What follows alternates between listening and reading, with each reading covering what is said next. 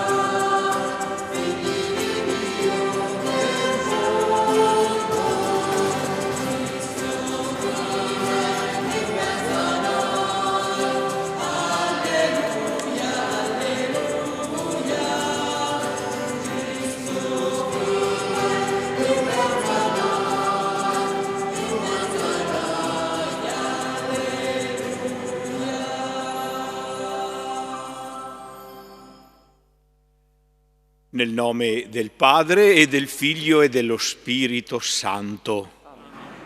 La pace sia con voi.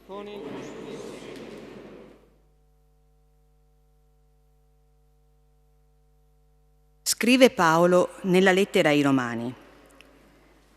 L'amore di Dio è stato riversato nei nostri cuori per mezzo dello Spirito Santo che ci è stato dato. Con questa breve frase Paolo intende dire soprattutto due cose.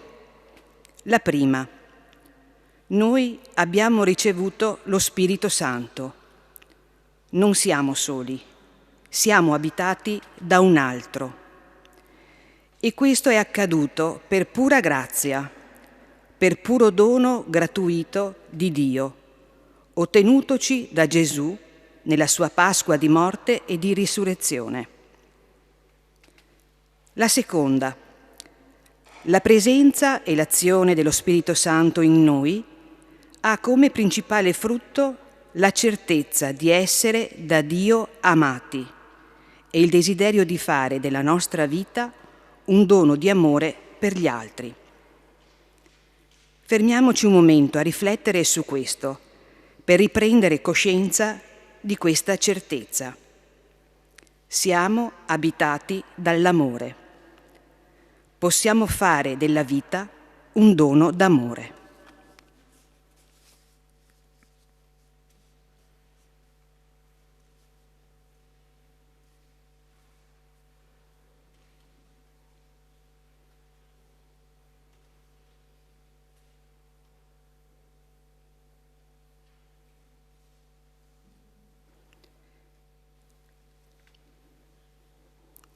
E invochiamo questo dono di grazia.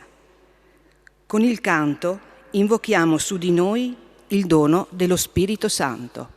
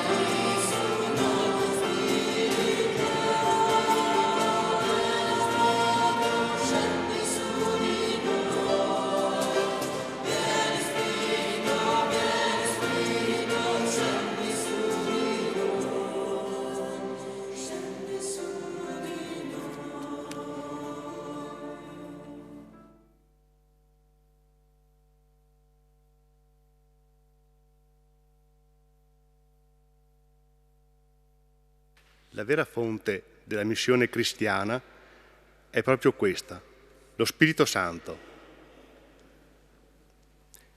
che mi dà la certezza interiore di essere amato e mi spinge a proclamare l'amore con una vita nuova, fatta di vere relazioni fraterne con tutti.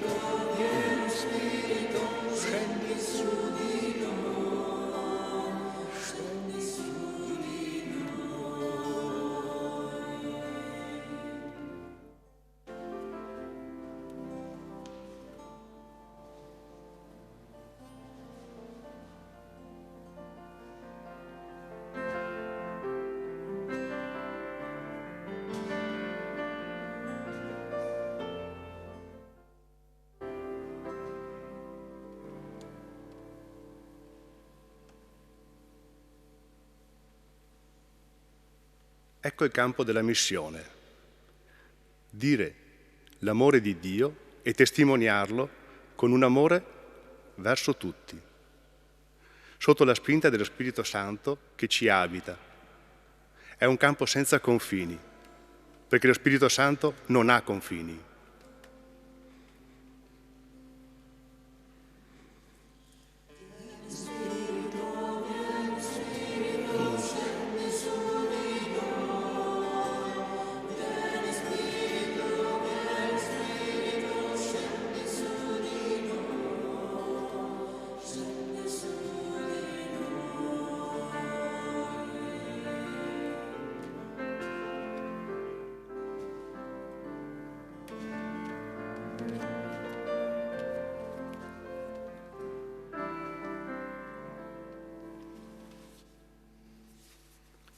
Il linguaggio dello Spirito Santo in noi è questo.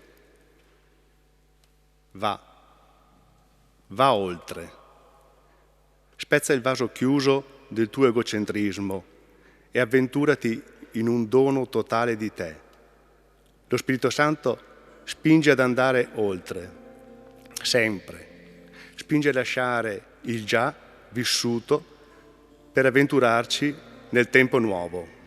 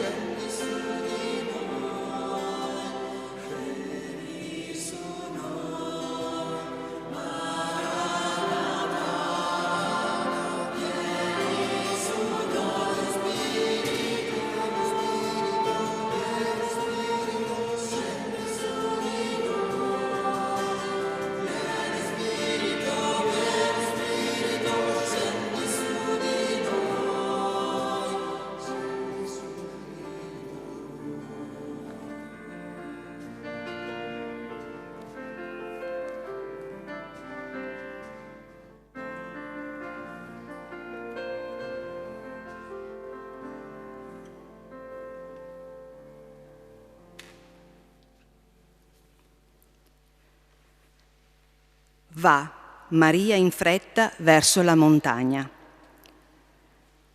Vogliamo scandire la nostra veglia con 3 verbi. Va, andate, andiamo.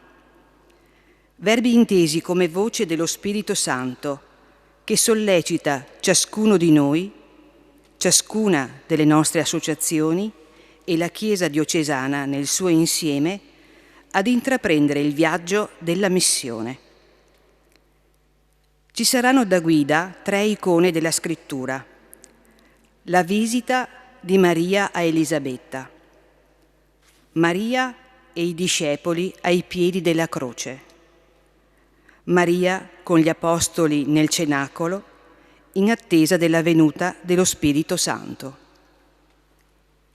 Alla parola ascoltata collegheremo alcune esperienze vissute in questo tempo di coronavirus.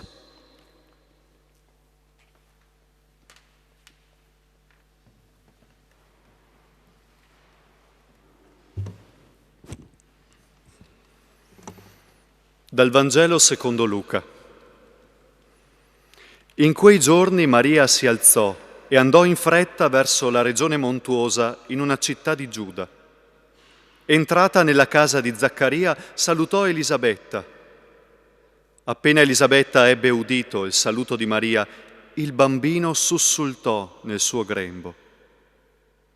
Elisabetta fu colmata di Spirito Santo ed esclamò a gran voce: «Benedetta tu fra le donne e benedetto il frutto del tuo grembo. A che cosa devo che la madre del mio Signore venga da me? Ecco, appena il tuo saluto è giunto ai miei orecchi, il bambino ha sussultato di gioia nel mio grembo. E beata colei che ha creduto nell'adempimento di ciò che il Signore le ha detto».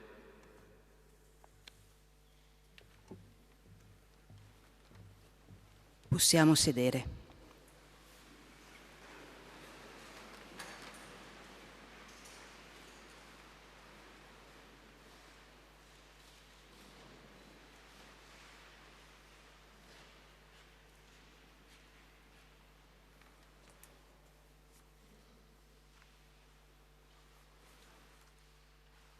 In quei giorni, dice il Vangelo. Quali giorni? Sono i giorni dell'eccomi. Ecco la serva del Signore, avvenga per me secondo la tua parola. La parola accolta in profondità dà una certa leggerezza, fa scattare in piedi, rende pronti e solleciti. Si alzò in fretta verso la regione montuosa. La Palestina è in buona parte montuosa. La terra di Gesù è tutto un saliscendi, una geografia che esprime bene la forma della missione. Un andare per valli e per monti. Non è terra piatta la terra di missione, è cammino ad ostacoli, come Gesù in cammino verso Gerusalemme. Va a visitare Elisabetta, è anziana, è incinta, ha una esperienza di Dio da comunicarti. Va. Mossa dallo Spirito, Maria incontra Elisabetta abitata dallo Spirito. Alla prima, lo Spirito dà la fretta dell'amore. Alla seconda, dà l'esultanza dell'incontro. Il primo volto della missione è proprio questo: offrire il proprio dono e accogliere quello dell'altro. Offrire presenza e accogliere gioia. L'altro volto della missione passa per le mani che si fanno servizio. La casa, la cucina, la cura della persona, la salute della parente.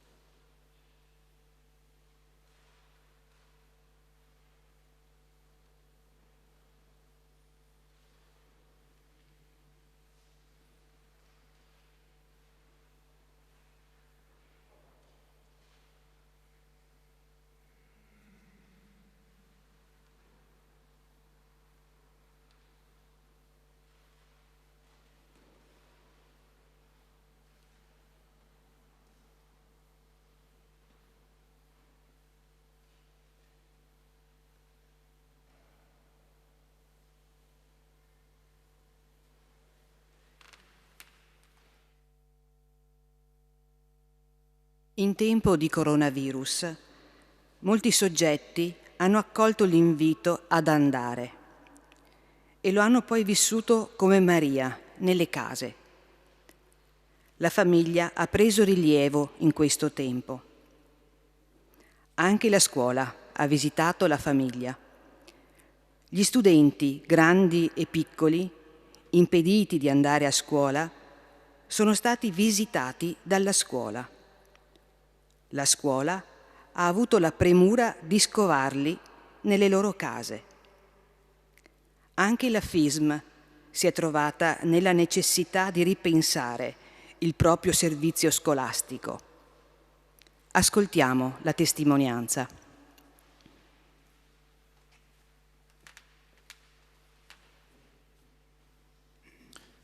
La professione è solo svolgere bene il proprio lavoro? Per il cristiano laico la professione è il modo di rispondere ad una chiamata. Maria, dopo aver ricevuto l'annuncio, la chiamata, si è resa sollecita alle esigenze di Elisabetta. Nessuno glielo ha ordinato, l'ha fatto spontaneamente e sollecitamente, perché il suo cuore, diventato cuore di madre, glielo ha suggerito. L'insegnante quindi interpreta la vocazione nella sollecitudine, nel farsi carico dei bisogni del bambino che ha di fronte, nell'assumere l'atteggiamento che Maria con la sua vita ci ha mostrato. Che cosa vuol dire quindi rispondere ad una chiamata nell'educazione dei più piccoli? E che cosa ha significato in questo periodo così innaturale dell'epidemia? Educare è assumere l'atteggiamento della cura. Nel Vangelo di Luca si riporta che Maria diede alla luce il suo figlio primogenito, lo avvolse in fasce e lo depose in una mangiatoia. Avvolgere è il verbo del prendersi cura, difendere, proteggere, riscaldare, voler bene, far sentire la vicinanza. Deporre è il verbo dell'accompagnare, dell'avviare, dello staccare da sé. L'educazione è accogliere i bambini ed accompagnarli nella crescita.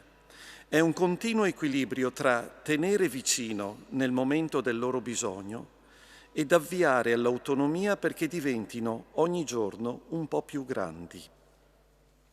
Che cosa ha significato la sollecitudine educativa in questo periodo di silenzio educativo imposto dal virus?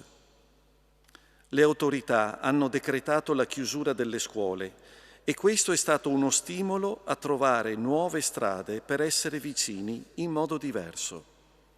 La creatività ha indicato la strada, seguendo l'ispirazione, il bisogno, la chiamata ad essere vicini. Si sono trovate strade mai percorse prima, il messaggio attraverso i social network, oppure il filmato con la canzoncina, la filastrocca da ripetere, il saluto in un incontro virtuale perché a distanza, magari in piattaforma web, ma reale perché ha messo vicini due cuori. Ed è stato anche uno stimolo per far diventare più grandi i bambini, rendendoli un po' partecipi di quanto sta succedendo attorno a noi, nel renderli consapevoli che andrà tutto bene se noi siamo responsabili delle nostre azioni, se facciamo bene la nostra parte. E soprattutto ci ha fatto capire quanto sia bello l'ambiente dell'educazione e ci ha ricaricato per riprendere con nuova energia, per desiderare di nuovo l'incontro con i bambini, per riprendere ad avvolgerli e a deporli.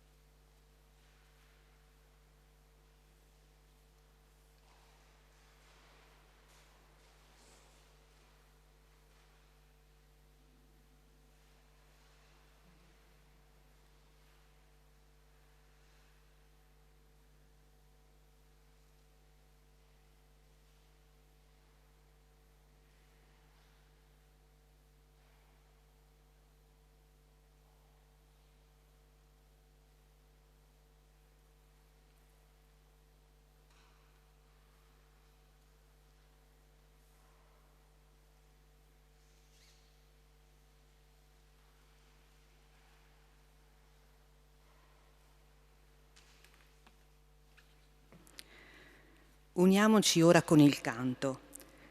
Sentiamo vicina a noi la Vergine Maria. Mentre la invochiamo con gioia, accogliamone la testimonianza e l'invito. Anche tu, sollecitato dallo Spirito, va, intraprendi il cammino della missione. Esci da te stesso, fatti dono generoso agli altri.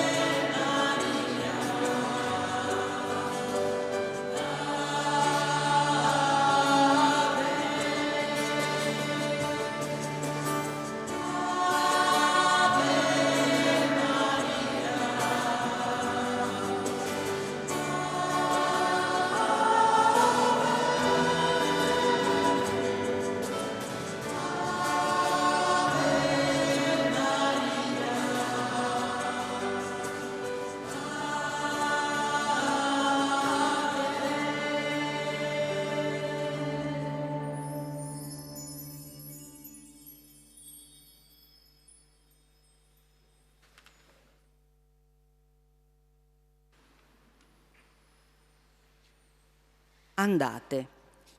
Maria con i discepoli ai piedi della croce.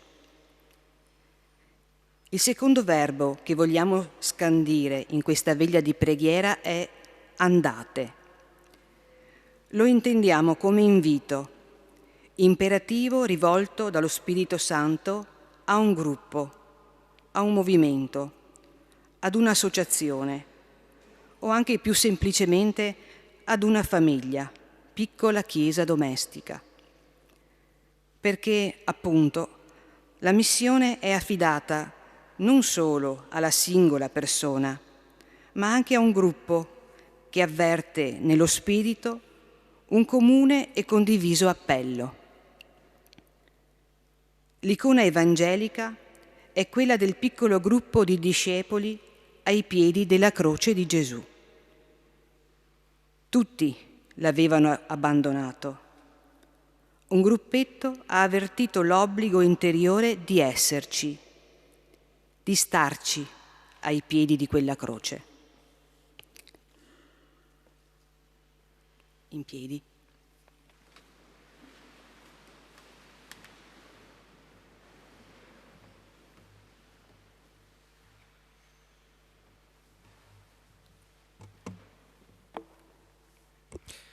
Dal Vangelo secondo Giovanni.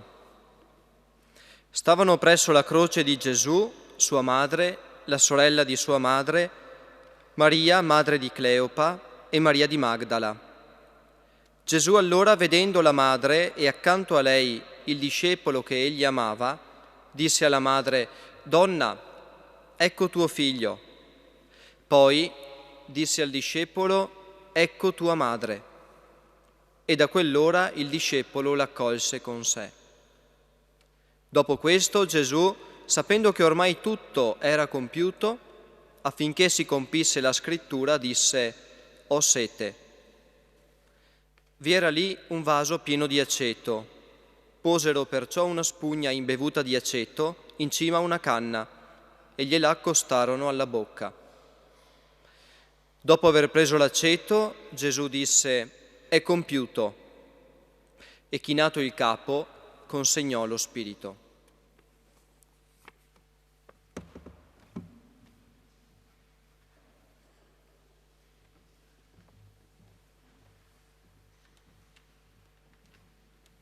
Possiamo sedere.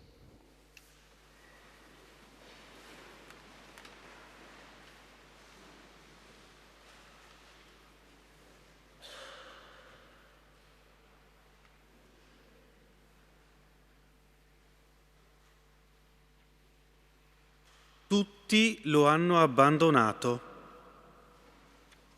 Solo un piccolo gruppo lo ha seguito fino all'atto supremo, fino alla croce e alla morte lì, in croce. Sono 4 donne e un uomo. Tra esse la madre e il discepolo amato. È il piccolo resto di un gruppo più ampio di discepoli e discepole. Solo 5 hanno avvertito la voce della missione. Andate con lui fino alla croce, condividete con lui gli ultimi momenti della sua vita totalmente donata. Andate. Qui la missione ha preso forma di un andare per rimanere con. La missione ha spesso il volto silenzioso dello stare accanto, dell'esserci nell'ora della fatica e dell'angoscia, del semplice condividere con la presenza, nel silenzio, nel semplice sguardo degli occhi e nell'offerta di qualche servizio delle mani. Ci fa bene sapere che in tutto questo siamo insieme a Maria, la Madre, e che in questo stare con lei siamo generati come veri figli.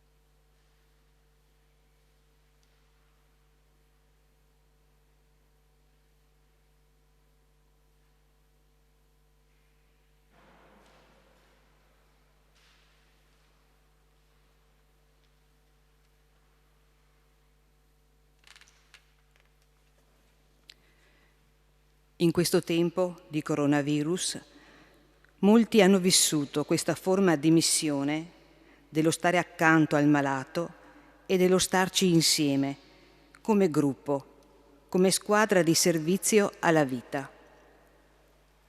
Fa bene fare memoria di fatti ed esempi buoni.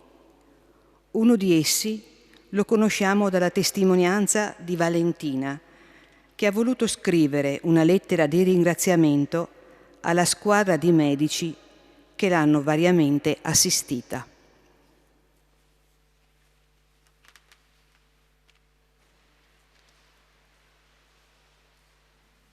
Gentili professori, medici, infermieri ed operatori, sono stata vostra paziente dal 21 al 23 marzo ad Oderzo, dal 23 al 31 presso la terapia intensiva di Treviso e successivamente in reparto riabilitativo fino alle mie dimissioni il 7 aprile. Sono a scrivervi queste righe per esprimervi la mia riconoscenza di fronte al vostro grandissimo lavoro fatto con competenza, passione ed amore. Ad Oderzo, appena arrivata, in pronto soccorso, sono stati così celeri ad effettuarmi tutti gli esami necessari in attesa del triste verdetto. In particolar modo ringrazio chi, con umiltà, ha deciso che a Oderzo non avrebbero più potuto aiutarmi ed era il momento di andare a Treviso per affrontare qualcosa di più forte. Ahimè, nei successivi giorni, la parte brutta della storia, il Signore lassù ha deciso di farmi un ulteriore dono e di farmi dimenticare tutto. Ma mi hanno riferito che in preda all'agitazione vi ho dato un po' da penare. Mi spiace. Quanta pazienza e dolcezza ha avuto con me il personale di terapia intensiva. Il lavarmi e cambiarmi con cura della mattina, il riferirmi le telefonate dei miei familiari, il vincere le mie paure nelle varie terapie, la dolce fisioterapia per riattivare i miei muscoli fermi, il procurarmi una vecchia televisione per allietare le mie ore da sveglia, l'impegno del scegliere il mix migliore dei farmaci. Fra tutti vorrei ricordare un episodio. Era la sera del 29 marzo. Guardavo un film quando ad un tratto i macchinari di un uomo, qualche letto di fronte a me, hanno cominciato a suonare. Tutti si sono mobilitati velocemente. Io cercavo di guardare la televisione, ma le orecchie percepivano e la paura cresceva e pregavo. Dopo un po' la situazione è rientrata e l'infermiere di turno si è avvicinato a me, vedendomi sveglia, per rincuorarmi con modi gentili ma sicuri. A mezzogiorno del 31 marzo ho varcato del reparto UDE, progetto sperimentale nato 1 anno e mezzo fa, con tanti giovani medici ed infermieri che ci lavorano con competenza e passione. I dottori sono stati così bravi a spiegarmi l'evoluzione della malattia e delle cure, a contenere con garbo la mia impazienza di progredire e la preoccupazione della mia famiglia che corressi troppo. Il gruppo infermieri ed OS mi ha assistito e fatto vivere questa esperienza in maniera serena, senza mai sentirmi sola, in difficoltà. Le signore delle pulizie, con un semplice saluto di prima mattina, mi illuminavano la stanza. Non dimenticherò mai la prima visita, i tanto attesi controlli giornalieri, le vostre risate di fronte al mio appetito da lupo, la vostra partecipazione quando parlavo della mia vita, le vostre rassicurazioni quando mi sentivo un po' in imbarazzo, le vostre voci silenziose in corridoio a tenermi compagnia la notte quando quasi tutti dormivano. Ora, a conclusione di questa mia testimonianza, vi posso solo dire un enorme grazie, con profonda riconoscenza per tutto quello che avete fatto per me, per tutte le persone che sono state lì e che ci saranno in futuro.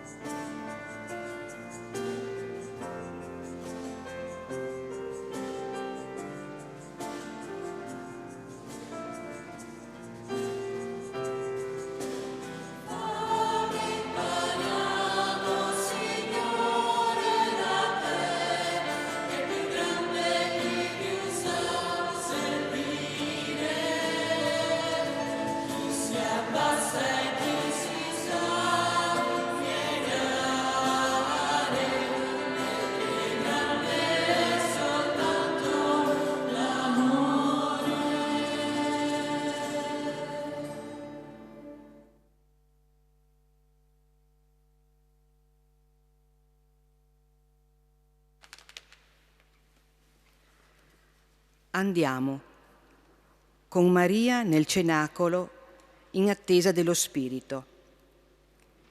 Il terzo verbo della veglia è andiamo. Riguarda un soggetto al plurale, la comunità, la Chiesa intera.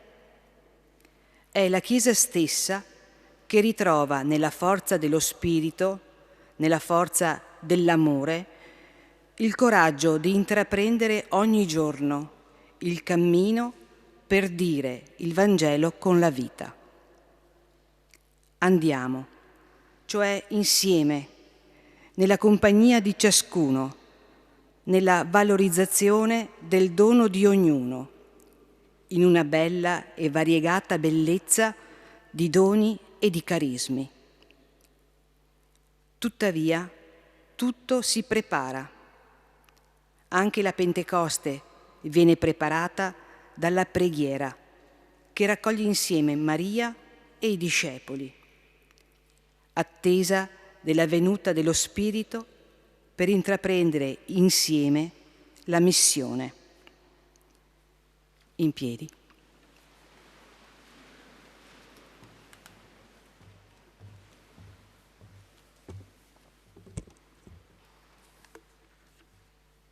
Dagli Atti degli Apostoli.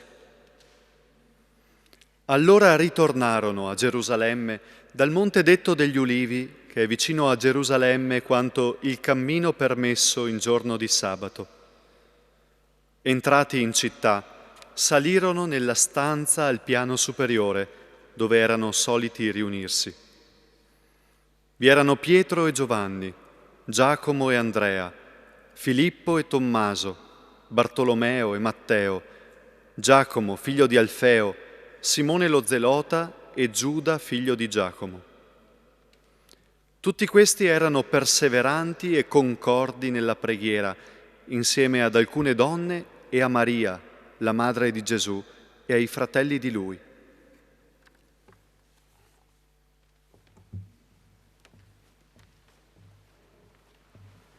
Possiamo sedere.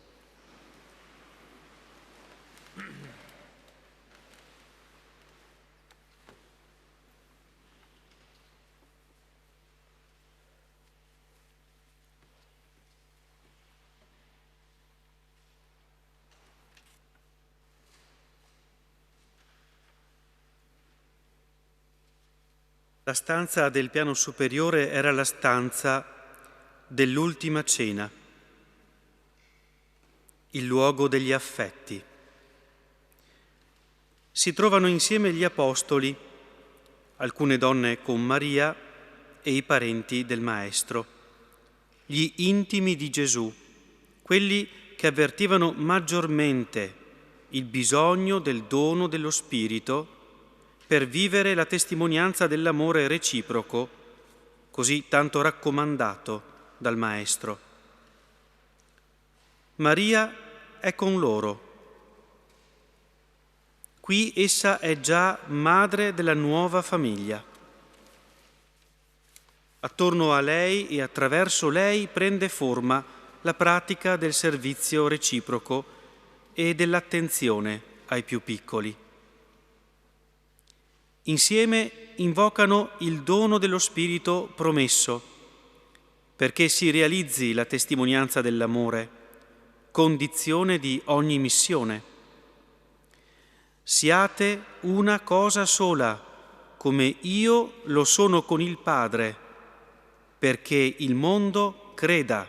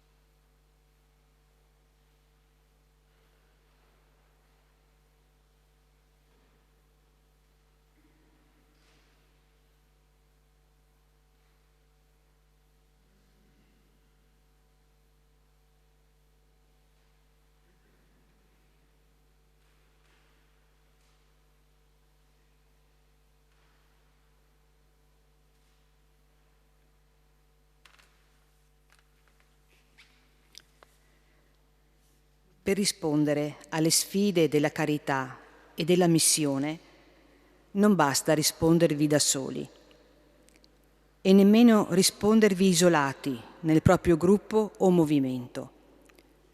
La missione ha il respiro lungo della Chiesa. Persone, gruppi, movimenti, comunità, tutti insieme.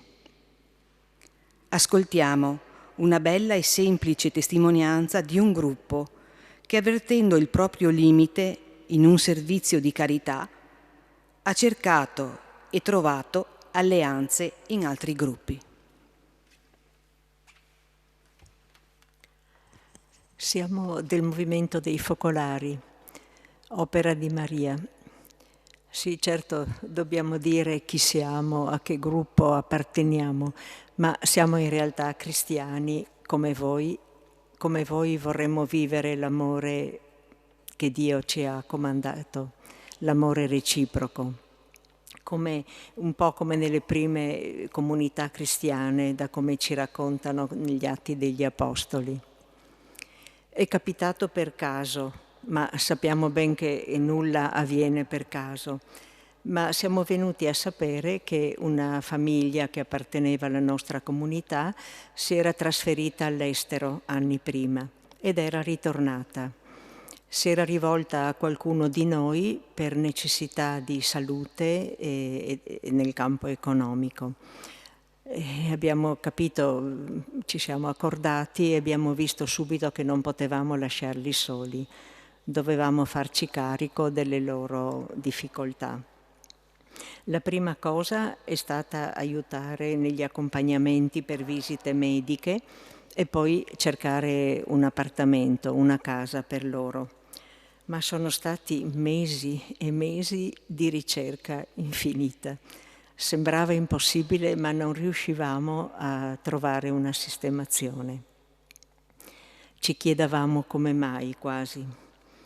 Non c'era risultato, insomma, si soffriva e si portava insieme il peso di queste sconfitte. La forza ci è venuta dall'amore reciproco, uno stile di vita in cui crediamo e che in quell'occasione poi in particolare volevamo mettere in pratica più che mai. Man mano che ci siamo addentrati nella situazione abbiamo capito che i problemi erano davvero complicati e allora è venuto in evidenza che dovevamo metterci in gioco non soltanto fra di noi,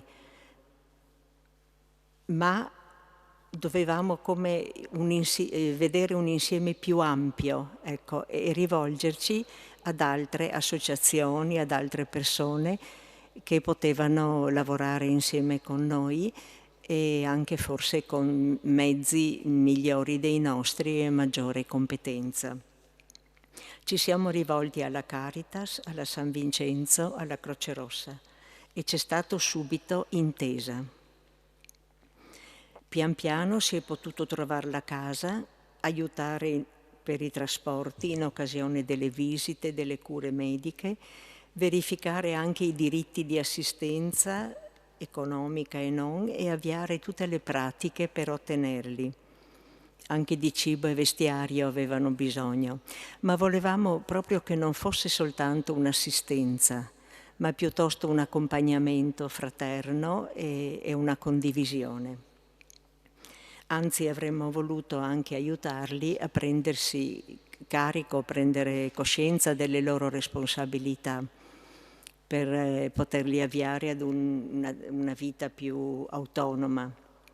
Ma qui ci sono state tante difficoltà, ragioni grandi di salute e poi anche di cultura, di mentalità, tali che ci sembrava alle volte di tornare indietro.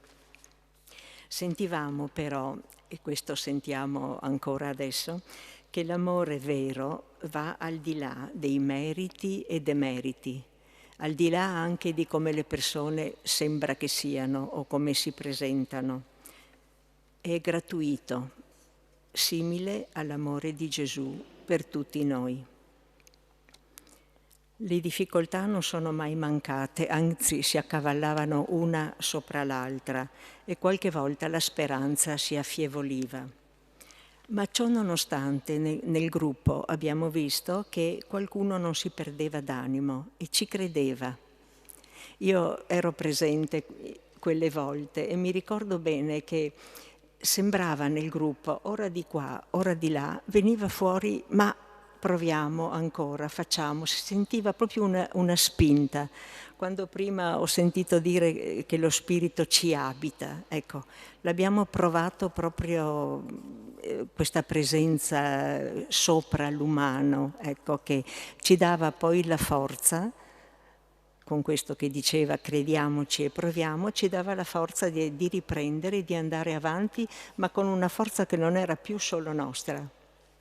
Si sentiva bene.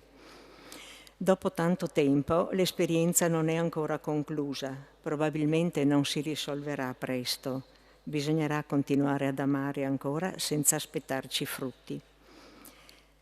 Ecco, possiamo dire però che soffrire insieme ci ha fatto crescere come comunità e anche nella collaborazione con le altre associazioni e ci ha fatto sentire sempre più Chiesa.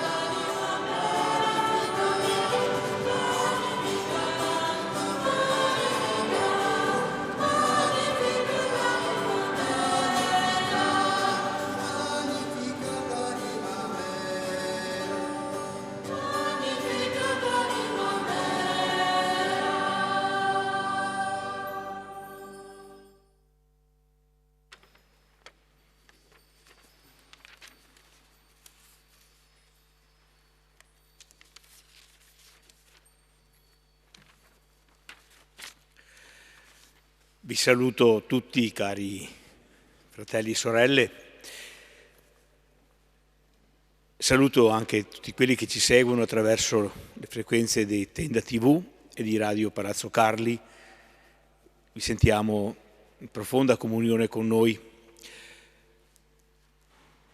La solennità di Pentecoste cade quest'anno in un momento davvero tutto particolare. Un momento che mai avremmo immaginato di vivere, diciamocelo francamente. Una situazione di pandemia che da un lato ci ha rinchiuso nelle nostre case, volenti o nolenti, ma che dall'altro ci ha anche spinti ad uscire virtualmente o fisicamente per incontrare le altre persone, per ascoltarle, per rivolgere loro la nostra parola. Non sempre è stato facile questo uscire. Anche le testimonianze che abbiamo sentito, è proprio perché sono testimonianze che suscitano stupore e ammirazione, fanno capire che non è facile, non è facile.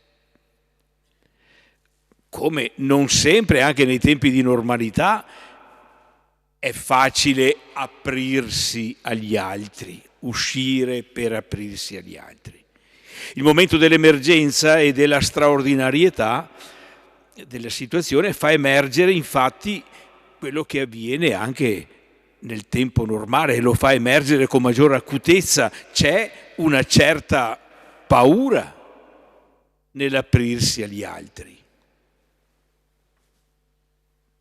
Questa paura certamente è stata accentuata nel tempo del coronavirus, dal pericolo oggettivo del contagio, ma se ci pensiamo c'è una certa paura di aprirsi agli altri anche nei tempi normali.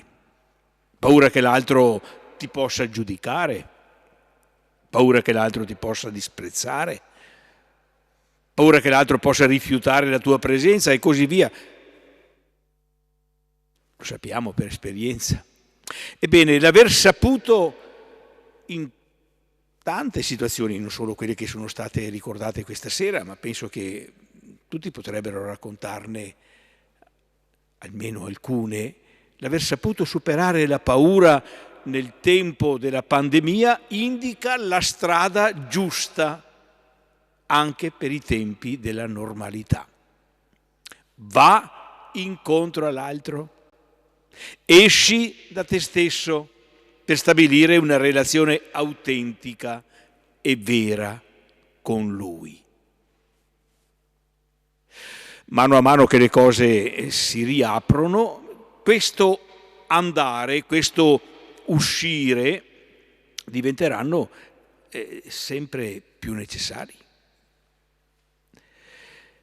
È molto importante che noi facciamo crescere questa capacità di uscire da noi stessi e di andare verso gli altri.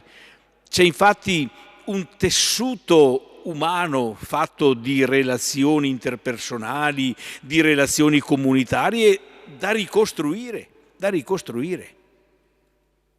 Certo, con prudenza, con attenzione, ma anche con slancio, con impegno e generosità. Già la nostra presenza qui questa sera, se ci pensiamo, si muove in questa direzione e l'essere usciti dalle nostre case, l'essere venuti nella cattedrale, rappresentanti delle varie associazioni e movimenti ecclesiali, è un modo di ricostruire il tessuto della relazione di quella famiglia che è la Chiesa. Per certi aspetti potremmo dire che la crisi causata dalla pandemia ha creato anche delle occasioni per costruire relazioni buone tra noi. A volte abbiamo saputo cogliere, altre volte meno, però certo sono state anche colte. Mi riferisco, per fare un esempio, ad una bellissima esperienza vissuta qualche domenica fa, la festa degli incontri dell'Azione Cattolica, il San Giorgio della Gesci, sono state celebrate insieme, con un incontro molto bello che ha raggiunto poi bambini, ragazzi e giovani di tutta la diocesi. Io mi auguro che questa positiva esperienza e altre che certamente ci sono state possano continuare sempre più nella crescita di relazioni ecclesiali fatte di conoscenza reciproca, di stima, di apprezzamento, di collaborazione in tutte le forme possibili. Questo però non solo nella relazione fra le diverse associazioni e movimenti ecclesiali, ma direi anche nei confronti di altre realtà associative o istituzionali che sono presenti nel nostro territorio, nella nostra società, secondo quel criterio che è proprio dell'azione dello Spirito Santo, favorire l'unità nella ricchezza della diversità, costruire la comunione attraverso le differenze positive che ci sono. Maria, che ci ha guidati col suo esempio in questa veglia di preghiera, continui a sostenerci in quell'andare che costituisce la dimensione missionaria della nostra esperienza cristiana.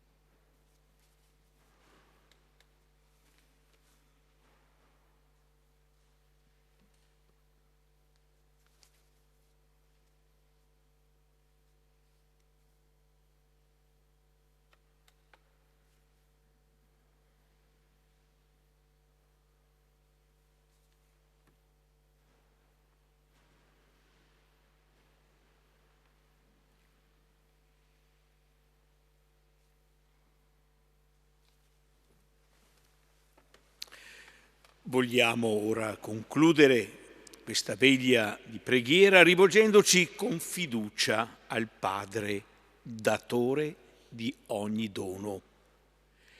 Chiediamo grazia e pace per noi, per le nostre famiglie, per le nostre comunità, per la Chiesa, per il mondo intero.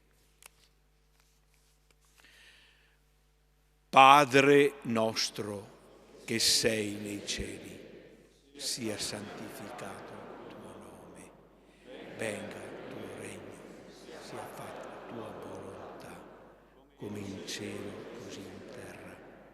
Dacci oggi il nostro pane quotidiano e rimetti a noi i nostri debiti, come noi li rimettiamo ai nostri debitori, e non ci indurre in tentazione, ma liberaci.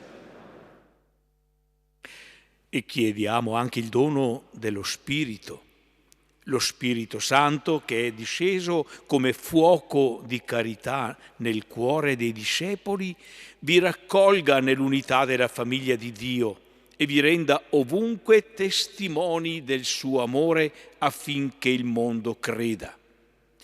E per l'intercessione della Beata Vergine Maria, Madre della Chiesa, vi benedica e vi accompagni Dio Onnipotente, Padre e Figlio e Spirito Santo.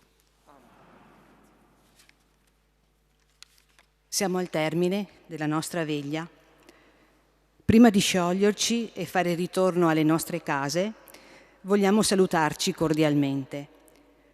Vogliamo anche ringraziare per il loro servizio Radio Palazzo Carli e la Tenda TV, che hanno trasmesso in diretta questo momento di preghiera. E dal suo sito la Tenda TV lo rende disponibile per la visione. All'uscita della chiesa riceverete un ricordo di questa preghiera di Pentecoste, un cartoncino che riproduce l'immagine e la scritta "Va, andate, andiamo con Maria". Vi noterete facilmente l'arte inconfondibile della nostra Mara. Accompagnati dalla musica e dalle parole di questo prezioso coro, che ringraziamo di cuore, ci auguriamo una buona serata e un sereno ritorno alle nostre case. Nell'uscire dalla Chiesa cerchiamo di rispettare, di continuare a rispettare le norme sulla distanza. Buona serata a tutti.